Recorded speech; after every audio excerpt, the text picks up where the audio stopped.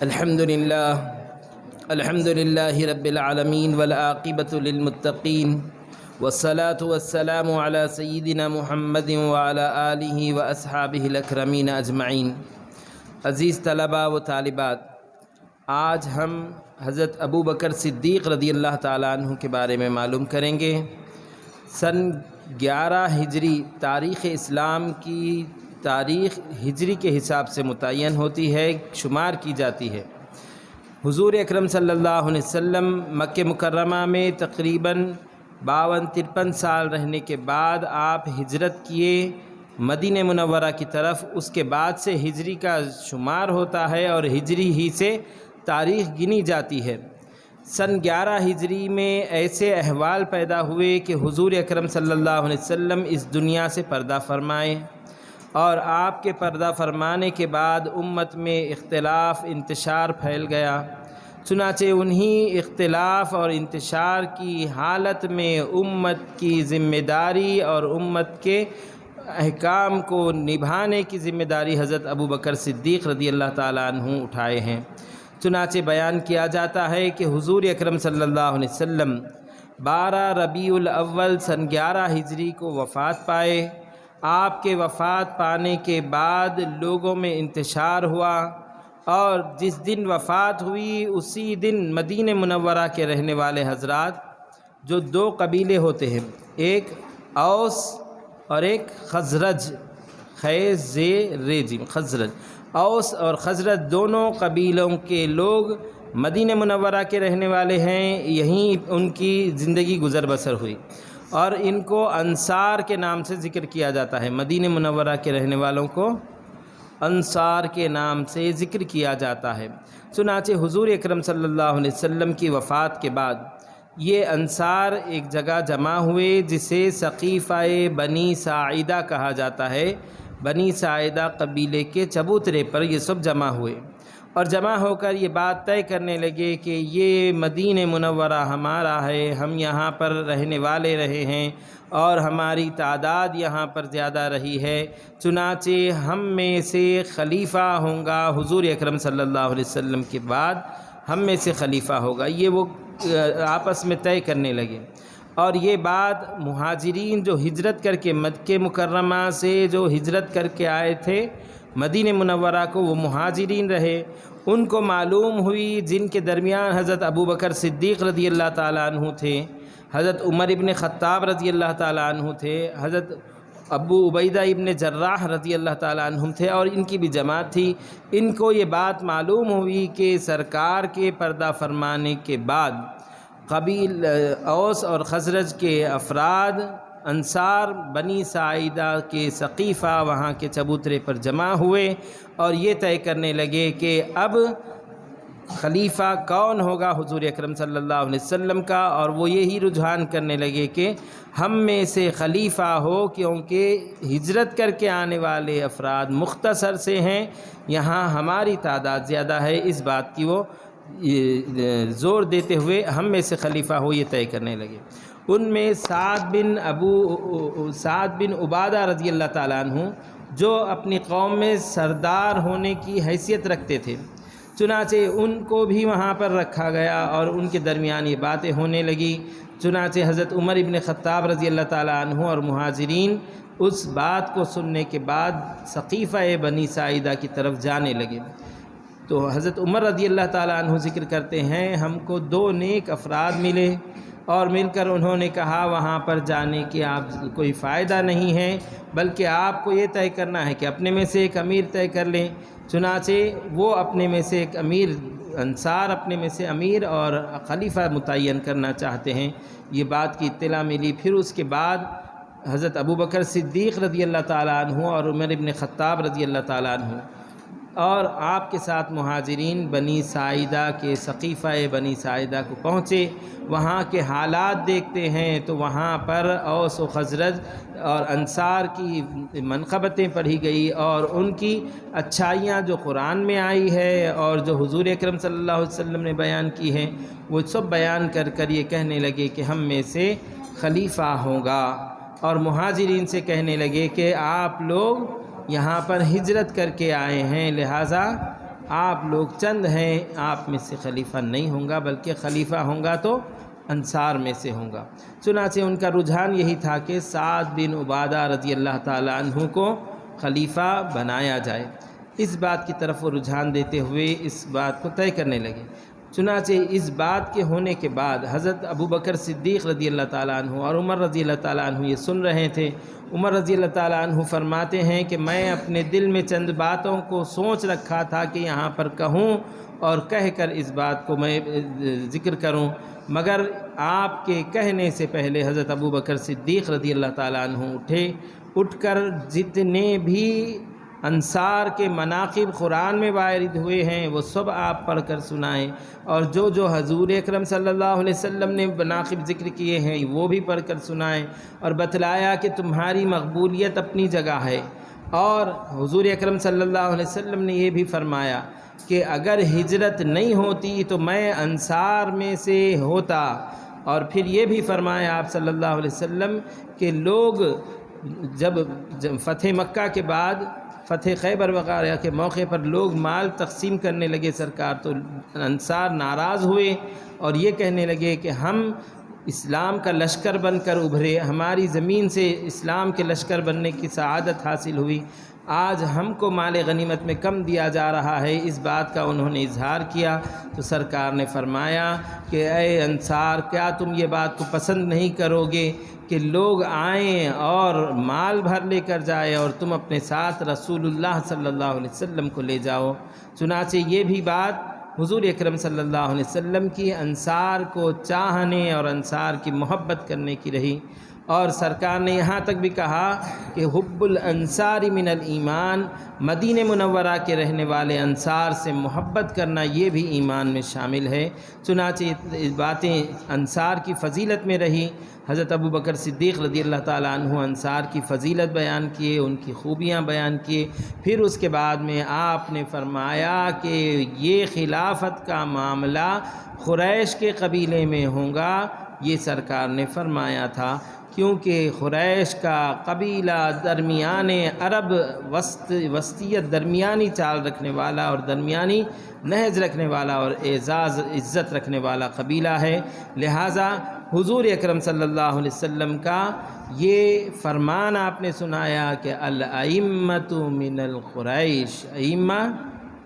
امام جو ہوں گے، حاکم وقت جو ہوں گے وہ قریش میں سے ہوں گے، آپ نے یہ کہہ دیا۔ اور پھر اس کے بعد میں بھی بعض حضرات اوس و خزرج میں سے یہ اٹھے اور اٹھ کر کہنے لگے کہ اس معاملے کی حل جوئی کے لیے یہ ایک تدبیر کی جا سکتی ہے کہ ہم میں سے یعنی انصار میں سے ایک خلیفہ رکھا جائے اور پھر مہاجرین میں سے ایک خلیفہ رکھا جائے، 2 خلیفہ مقرر کیے جائیں۔ چنانچہ اس بات کو بھی صدیق اکبر رضی اللہ تعالیٰ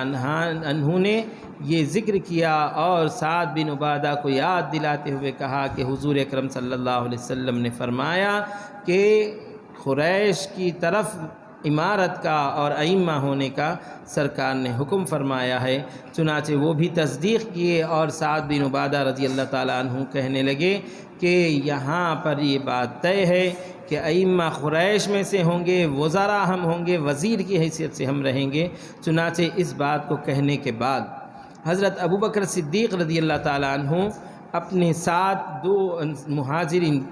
مہاجرین میں سے جو 2 افراد تھے ان میں سے ایک حضرت ابو عبادہ ابن جراح رضی اللہ تعالیٰ عنہ اور ایک عمر ابن خطاب رضی اللہ تعالیٰ عنہ، دونوں کا نام لیے اور دونوں کو ٹھہرا کر کہنے لگے کہ ان دونوں میں سے کسی ایک کے ہاتھ پر بیعت کرتے ہیں۔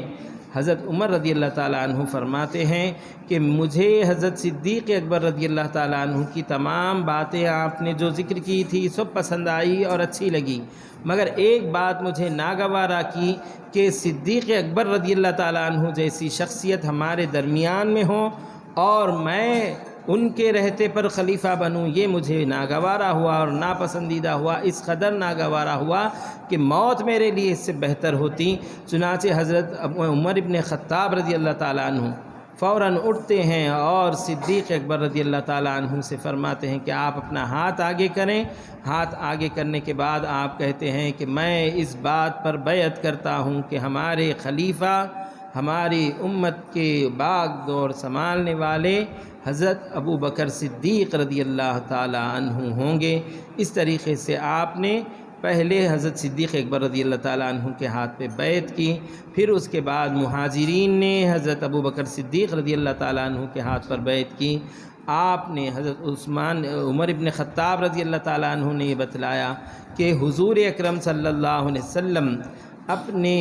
ایام سقم میں، اپنے آخری دنوں میں جہاں آپ نماز پڑھنے سے کمزور ہو گئے تھے، اس وقت آپ نے نماز پڑھنے کے لیے حکم فرمایا کہ ابو بکر رضی اللہ تعالیٰ عنہ کو حکم دو کہ وہ لوگوں کو نماز پڑھائیں،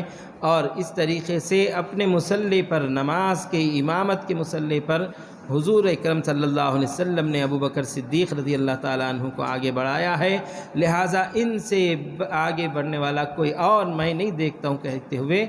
آپ نے حضرت صدیق اکبر رضی اللہ تعالیٰ عنہ کے ہاتھ پر بیعت کی، اور پھر وہاں پر مہاجرین جو تھے وہ بھی آپ کے ہاتھ پر بیعت کیے، اور پھر انصار مدینہ منورہ کے افراد بھی آپ کے ہاتھ پر بیعت کیے اور آپ کو خلیفہ تسلیم کیے۔ اس طریقے سے 12 ربیع الاول 11 ہجری کو حضور اکرم صلی اللہ علیہ وسلم کی وفات کے بعد صدیق اکبر رضی اللہ تعالیٰ عنہ کو خلیفہ تسلیم کر کے لوگوں نے آپ کے ہاتھ پر بیعت کی۔ پھر اس کے بعد دوسرے دن 13 ربیع الاول کو بھی آپ کے ہاتھ پر لوگوں کی بیعت کا سلسلہ جاری رہا۔ 13 ربیع الاول کی شام میں حضور اکرم صلی اللہ علیہ وسلم کی تدفین کے عمل پیش آیا۔ حضرت علی رضی اللہ تعالیٰ عنہ اور زبیر رضی اللہ تعالیٰ عنہ سرکار کی وفات کے بعد آپ کی تجہیز و تکفین آخری رسومات ادا کرنے میں مشغول رہے۔ بعد میں حضرت علی رضی اللہ تعالیٰ عنہ بھی آئے اور آ کر حضرت ابو بکر صدیق رضی اللہ تعالیٰ عنہ کے ہاتھ پر بیعت کیے اور آپ کو خلیفۃ المسلمین، اپنا خلیفہ تسلیم کیے، اور بتلائے کہ حضور اکرم صلی اللہ علیہ وسلم نے جنہیں اپنی زندگی میں آگے رکھا تھا اور نماز پڑھانے کے لیے حکم دیا تھا، میں ان کے ہاتھ پر بیعت کرتا ہوں۔ چنانچہ اس طریقے سے تمام صحابہ حضور اکرم صلی اللہ علیہ وسلم کی وفات کے بعد میں مدینہ منورہ کے حضرت ابو بکر صدیق رضی اللہ تعالیٰ عنہ کے ہاتھ پر بیعت کیے اور آپ کو خلیفۃ المسلمین طے کیے اور تسلیم کیے۔ آپ خلیفۃ المسلمین ہوئے۔ آپ کا عہد خلافت تقریباً 2 سال 3 مہینے کا رہا۔ کتنا؟ 2 سال 3 مہینے تک آپ خلیفۃ المسلمین رہے۔ ربیع الاول کے مہینے میں خلیفہ بنے اور 13 جمادی الاخری کی 22 تاریخ کو آپ کی وفات ہو گئی۔ چنانچہ اس طریقے سے آپ 2 سال 3 مہینے خلیفۃ المسلمین رہے۔ اب امت کا حال اس طریقے سے بکھر چکا تھا، حضور اکرم صلی اللہ علیہ وسلم کے پردہ فرمانے کے بعد لوگ نئے قسم کے بات کرتے۔ کوئی تو زکوٰۃ دینے سے انکار کرنے لگا، اور بعض حضرات یہ رہے کہ کوئی حضور اکرم صلی اللہ علیہ وسلم کے آخری دنوں میں آپ کی پردہ فرمانے سے پہلے اسود انسی ایک شخص تھا جو نبوت کا دعویٰ کر دیا یمن میں، اور اسی طریقے سے طلحہ رضی اللہ تعالیٰ عنہ کو لوگوں نے اپنا پیغمبر تسلیم کر لیا۔ اس طریقے سے ان کی بھی گمراہی ہوئی، اور بعض قبیلے ایسے رہے کہ حضور اکرم صلی اللہ علیہ وسلم کی وفات کے بعد کسی کی تابعداری کرنے کے لیے وہ راضی نہ تھے، اور بعض قبیلے ایسے رہے کہ جنہوں نے زکوٰۃ دینے سے انکار کیا۔ اس طریقے سے بعض قبیلے اسلام سے مرتد ہو گئے، اور بعض قبیلے اپنے قوم کے رہبر کو پیغمبر سمجھ بیٹھے، اور دعوے داران نبوت میں وہاں اسود انسی نے دعوی نبوت کر دیا، اور ایک خاتون بھی دعویٰ کی۔ اس طریقے سے نبوت کے دعوے دار بھی پیدا ہو گئے، اور حالات خطہ عرب کے ایسے بکھر گئے کہ لوگ انتشار میں ہو گئے کہ کوئی کچھ کہتا ہے، کوئی کچھ کہتا ہے۔ ایسی بکھر گئے حالات سرکار کے پردہ فرمانے کے بعد۔ ایسی حالات میں حضور اکرم صلی اللہ علیہ وسلم اپنی وفات سے پہلے ایک لشکر کو تشکیل کیے اور ایک لشکر کو بنائے، جس میں اسامہ بن زید رضی اللہ تعالیٰ عنہ کو آپ نے سپہ سالار بنایا کہ یہ اس لشکر کے سپہ سالار ہوں گے، ان کے ہاتھ میں اس لشکر کی کمان ہوں گی، اس لیے آپ کو سپہ سالار بنائے، اور لشکر میں کتنے افراد ہوں گے یہ بھی طے کیے، اور یہ لشکر ملک شام کی طرف جائے گا اور وہاں پر جنگ کا موقع ہے، جنگ کر کے آئے گا۔ لہٰذا سرکار دو عالم صلی اللہ علیہ وسلم نے اس لشکر کی ترتیب بھی دی، اور اس پر سپہ سالار حضرت اسامہ بن زید رضی اللہ تعالیٰ عنہ کو بنائے، اور لشکر کے کتنے افراد ہوں گے یہ بھی طے کیے، اور پھر اس لشکر کو سرکار نے روانہ بھی فرمایا اپنے آخری دنوں میں۔ چنانچہ یہ لشکر پہلے پڑاؤ پر جا کر مدینہ منورہ سے نکل کر پہلے پڑاؤ ہی پر تھا کہ سرکار دو عالم صلی اللہ علیہ وسلم کا وصال ہو گیا۔ اب ایسی حالت میں جہاں صدیق اکبر رضی اللہ تعالیٰ عنہ کے لیے یہ تمام احوال بکھرے ہوئے ہیں، کوئی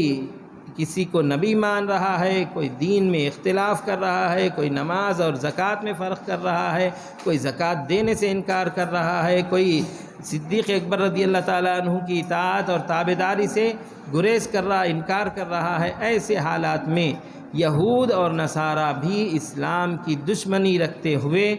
اسلام کے خلاف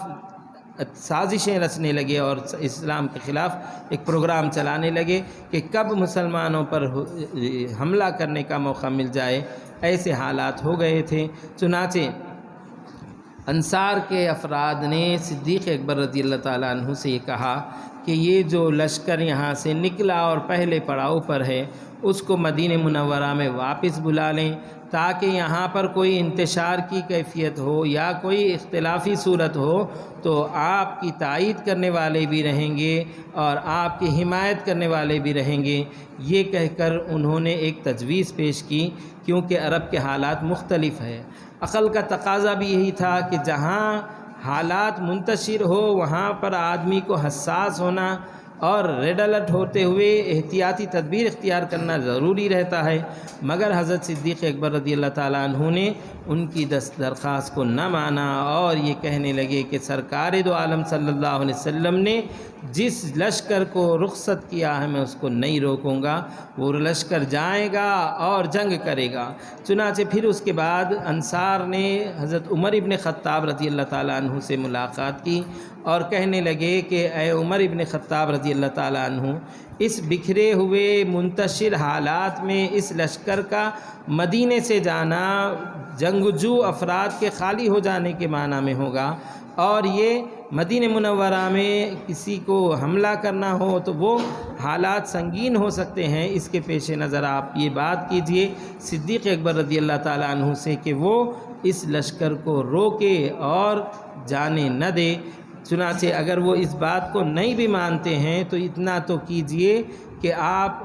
ابو بکر صدیق رضی اللہ تعالیٰ عنہ سے یہ کہیں کہ اس لشکر کے سپہ سالار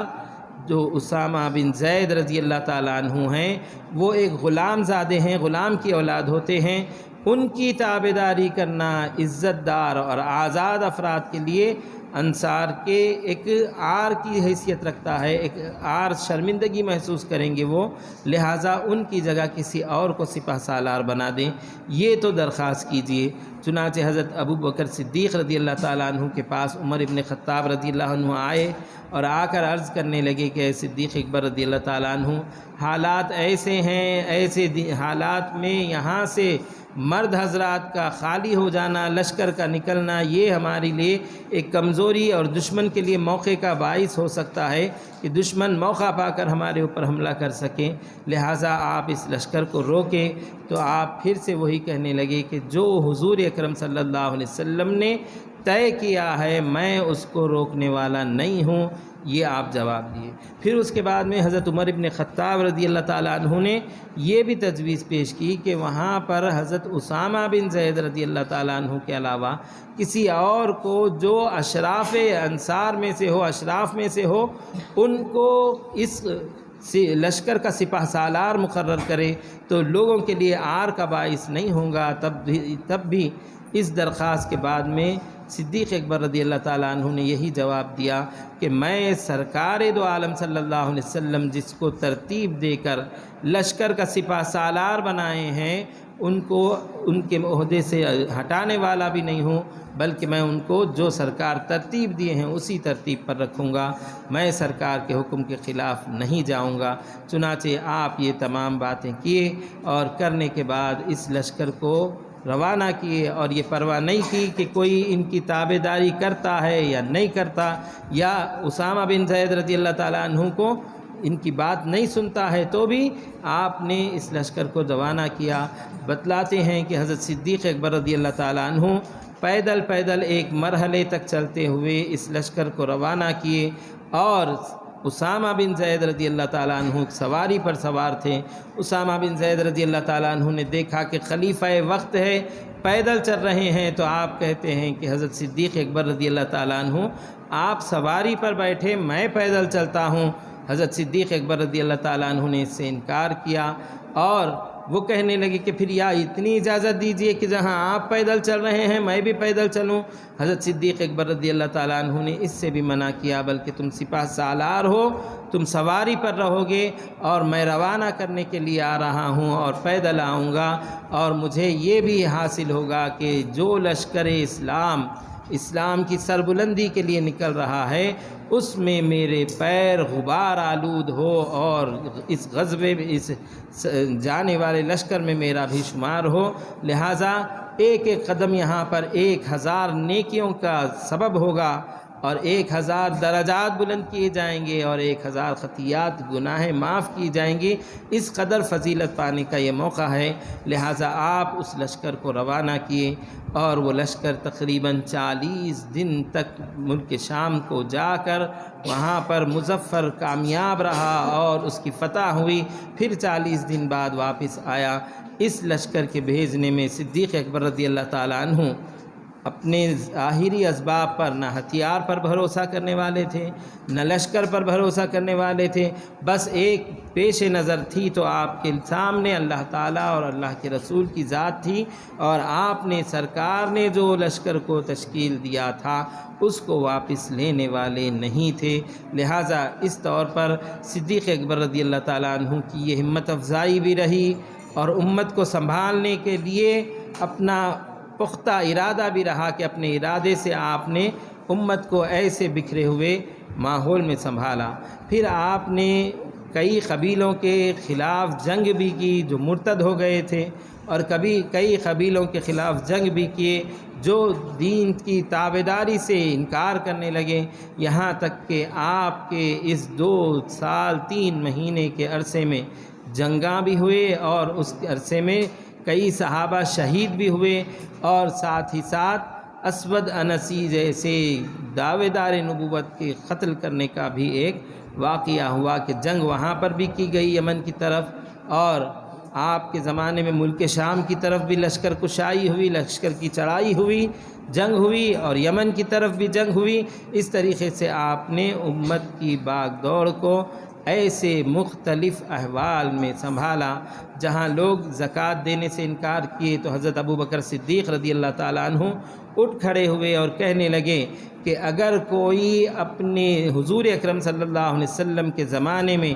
ایک بکری کا بچہ بھی زکوٰۃ میں دیتا تھا، اگر اب انکار کرتا ہے تو میں اس کے خلاف جنگ کروں گا۔ یہ کہہ کر آپ نے زکوٰۃ پر عمل کرنے کے لیے لوگوں کو آمادہ کیا، ورنہ لوگ یہ سمجھ بیٹھے تھے کہ صرف زکوٰۃ کی ادائی حضور اکرم صلی اللہ علیہ وسلم کے زمانے کے ساتھ خاص تھی، آپ کے بعد زکوٰۃ نہیں دینا ہے۔ اس طریقے سے زکوٰۃ میں فرق کرے تو آپ نے فرمایا جیسے نماز فرض ہے ویسے زکوٰۃ بھی فرض ہے۔ من فرق بین الصلاۃ والزکوٰۃ، جو زکوٰۃ کے درمیان اور نماز کے درمیان فرق کرے میں اس سے جنگ کروں گا۔ اگر کوئی بکری کا بچہ یا بکری کے گلے کا پٹا بھی سرکار کے زمانے میں زکوٰۃ میں دیا کرتا تھا، اب وہ انکار کرے تو میں اس سے جنگ کروں گا۔ یہ کہتے ہوئے آپ نے ایک سخت موقف لیا، اور پھر آپ امت کو سنبھالنے کے لیے رہے، اور آپ نے جب بیعت لی تو اس پر وقت بھی یہ فرمایا کہ میں تم میں سے بہتر نہیں ہوں، اور اس بات کا یہ بھی اعلان کرتا ہوں کہ اگر میں اللہ تبارک و تعالیٰ اور اس کے رسول کی احکام کی مخالفت کروں تو تم مجھے سدھار دینا، اور میں اللہ تعالیٰ کے اور اس کے رسول کے احکام کو جاری کرنے اور اس پر قائم رہنے کا عہد لیتا ہوں۔ اس طریقے سے آپ نے عہد لیا اور عہد لے کر امت کی باغ دور سنبھالی، اور آپ کے زمانے میں کئی ایک واقعات ہوئے، اور جس میں سے ایک اہم ترین مرحلہ یہ رہا کہ حضرت عمر ابن خطاب رضی اللہ تعالیٰ عنہ ابو بکر صدیق رضی اللہ تعالیٰ عنہ کے پاس آئے، آ کر کہنے لگے کہ اے ابو بکر صدیق رضی اللہ تعالیٰ عنہ، یہ زمانہ ایسا رہا ہے کہ جہاں کئی صحابہ جنگ میں شہید ہو گئے ہیں، اور جو حافظ قرآن تھے، جن کو قرآن یاد تھا، حافظ قرآن تھے، اب ان کی شہادت سے یہ بات محسوس ہوتی ہے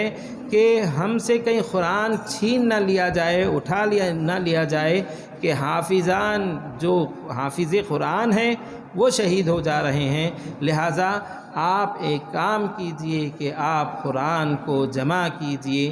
یہ صدیق اکبر رضی اللہ تعالیٰ عنہ سے عمر ابن خطاب رضی اللہ تعالیٰ عنہ نے درخواست کی۔ حضرت ابو بکر صدیق رضی اللہ تعالیٰ عنہ نے یہ فرمایا کہ جو کام حضور اکرم صلی اللہ علیہ وسلم نے نہیں کیا ہے میں اس کو نہیں کروں گا۔ جیسے سرکار دو عالم صلی اللہ علیہ وسلم کے زمانے میں قرآن لوگوں کے سینوں میں اور الگ الگ تھا، لہٰذا میں اس کو جمع نہیں کروں گا۔ پھر اس کے بعد ایک جنگ ہوئی، پھر اس کے بعد حضرت عمر ابن خطاب رضی اللہ تعالیٰ عنہ مزید اصرار کرنے لگے کہ اے صدیق اکبر رضی اللہ تعالیٰ عنہ، یہاں پر کئی افراد حفاظ چلے گئے ہیں، ہم سے کہیں قرآن اٹھا نہ لیا جائے اور ہمارے ہاتھ میں سے قرآن فوت نہ ہو جائے، اس کے لیے کوئی تدبیر کریں۔ تو حضرت ابو بکر صدیق رضی اللہ تعالیٰ عنہ نے اپنے عہد خلافت میں، اپنے دور خلافت میں یہ اعلان کیا کہ جس کسی کے پاس قرآن کی کوئی آیت یا کوئی حصہ ہو وہ لے آئیں، اور ایک کمیٹی بنائے، حضرت زید رضی اللہ تعالیٰ عنہ اور دیگر افراد کو متعین کر کے فرمایا کہ ان کے پاس لے آئیں اور لے آ کر قرآن کو جمع کرائیں، اور جس کے پاس قرآن ہے وہ دو گواہ ساتھ لے آئیں کہ یہ قرآن ہے، دو گواہ ہو اس پر، اور لے کر آ کر درج کروائیں۔ چنانچہ حضرت صدیق اکبر رضی اللہ تعالیٰ عنہ کے اعلان کے بعد جمع قرآن کو جمع کرنے کا ایک سلسلہ جاری ہوا، اور مختلف صحابہ کے پاس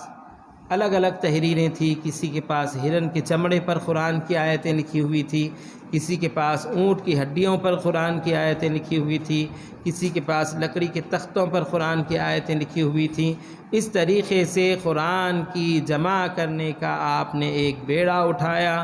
اور اپنے اس مختصر سے عہد خلافت میں قرآن کو جمع کیا، اور جمع کرنے کے بعد آپ کے زمانے میں یہ اعزاز حاصل ہوا کہ قرآن ایک جا پورا قرآن جمع ہو گیا، اور پورے صحابہ کا یہ اجماع ہوا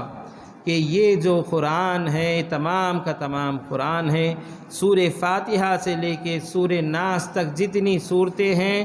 جتنی آیتیں ہیں، سب کی سب ایک جگہ جمع کر دی گئی، اور سب کو جمع کر کے قرآن کی ایک شکل بنائی گئی، ایک کتاب کی شکل بنا کر صدیق اکبر رضی اللہ تعالیٰ عنہ کے زمانے میں ایک نسخہ تیار کیا گیا کہ اب یہ قرآن فوت ہونے والا بھی نہیں ہے، اور یہ قرآن سرکار نے جو یاد دلایا تھا زبانی طور پر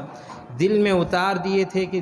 یہ قرآن دل میں اتر گیا ہے۔ چنانچہ اس طریقے سے قرآن کے جمع کرنے کا اور پورے قرآن کو یکجا کرنے کا سلسلہ جاری ہوا، اور اس کی تکمیل ہوئی تو بہترین دور حضور اکرم صلی اللہ علیہ وسلم کے بعد صدیق اکبر رضی اللہ تعالیٰ عنہ کے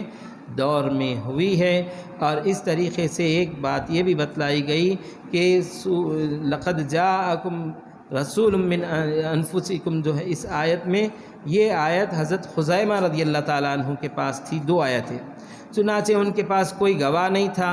وہ ایک ہی گواہ تھے کہ یہ قرآن ہے، اور کوئی دوسرے گواہ نہیں تھے۔ اب یہ لے کر آ کر کہنے لگے کہ یہ قرآن ہے، اس کو جمع کیا جائے۔ چنانچہ انہوں نے انکار کیا کہ آپ کے پاس دو گواہ ہونا، آپ ایک ہے تو نہیں چلنے والی بات ہے۔ اس بات کا اعتراض ہوا، پھر اس بات کو صدیق اکبر رضی اللہ تعالیٰ عنہ کی بارگاہ میں پیش کیا گیا، تو یہ خزیمہ رضی اللہ تعالیٰ عنہ کی شرف ہے اور آپ کا یہ اعزاز ہے کہ حضور اکرم صلی اللہ علیہ وسلم نے آپ کو اپنی زندگی میں فرمایا تھا کہ جس کسی کے لیے خزیمہ گواہی دے دے ان کی گواہی 2 گواہوں کے برابر ہوں گی۔ چنانچہ یہ حدیث پیش کی گئی اور حضرت صدیق اکبر رضی اللہ تعالیٰ عنہ نے ان کے پاس جو قرآن ہے اس کو بھی جمع کرنے کا حکم دیا۔ لہٰذا اس طور پر حضرت صدیق اکبر رضی اللہ تعالیٰ عنہ نے قرآن کے کسی حصے کو، کوئی آیت کو، کوئی کلمے کو فوت ہونے نہیں دیا، بلکہ اس کی حفاظت کرتے ہوئے ایک نسخہ تیار کیا گیا۔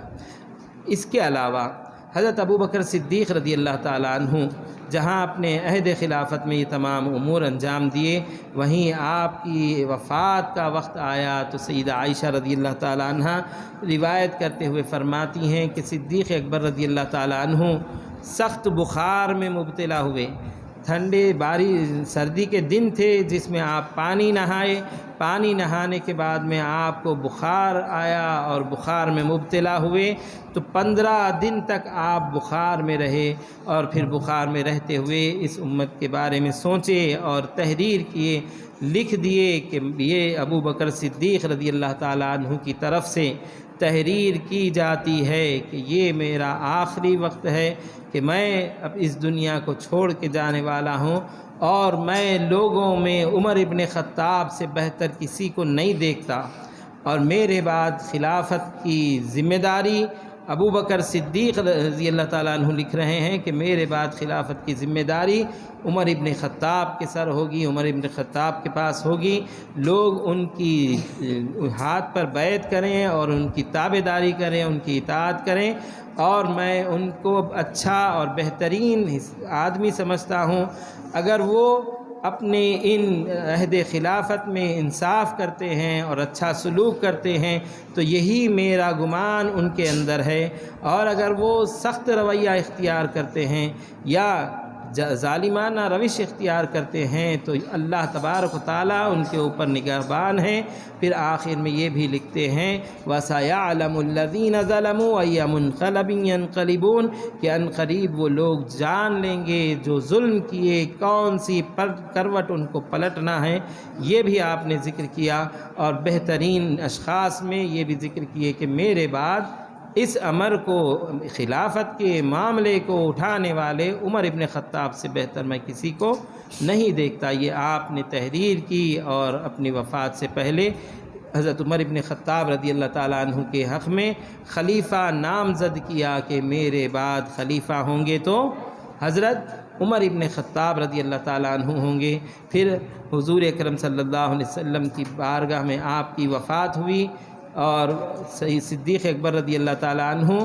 22 جمادی الاخری سن 13 ہجری میں وفات پائے، اور آپ کی تدفین حضور اکرم صلی اللہ علیہ وسلم کے حجر مقدسہ میں آپ صلی اللہ علیہ وسلم کے پہلو میں ہوئی۔ اور یہ بھی بتلایا جاتا ہے کہ آپ نے عرض کیا کہ میرا جنازہ تیار کیا جائے، نماز پڑھی جائے اور لے جا کر سرکار کے بارگاہ میں پیش کیا جائے۔ اگر دروازہ خود بخود کھلتا ہے تو وہاں تدفین کی جائے، ورنہ مجھے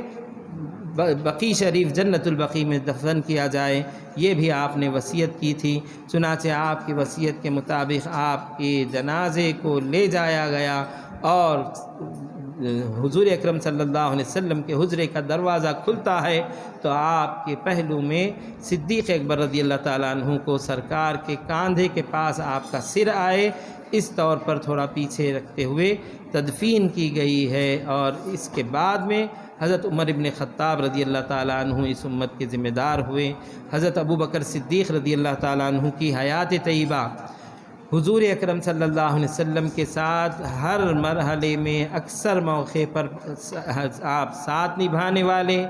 اور ہمیشہ سنگت رکھنے والے، اور جو بھی معاملہ ہوتا سرکار کا پہلے صداقت کرنے والے رہے۔ اسی لیے اللہ تبارک و تعالیٰ نے فرمایا والذی جاء بالصدق وصدق به اولئک هم المتقون، اور وہ جو سچ کو لے آئے، یعنی حضور اکرم صلی اللہ علیہ وسلم اللہ تعالیٰ کے پیغام کو، رسالت کو اور اللہ تعالیٰ کے کلام کو لے آئے، وہ سچ ہے۔ وصدق به، اور وہ جنہیں حضور اکرم صلی اللہ علیہ وسلم کی تصدیق کی، صداقت کی، وہ حضرت ابو بکر صدیق رضی اللہ تعالیٰ عنہ رہے۔ اس آیت میں خاص طور پر صدیق اکبر رضی اللہ تعالیٰ عنہ مراد ہے، یہ بھی کہا گیا، اور یہ بھی کہا گیا کہ تمام ایمان لانے والے مسلمان اس میں مراد ہے کہ سب نے حضور اکرم صلی اللہ علیہ وسلم کی صداقت کی ہے۔ لہٰذا آگے اللہ تعالیٰ فرما رہا ہے فَأُولَٰئِکَ هُمُ الْمُتَّقُونَ، وہ سب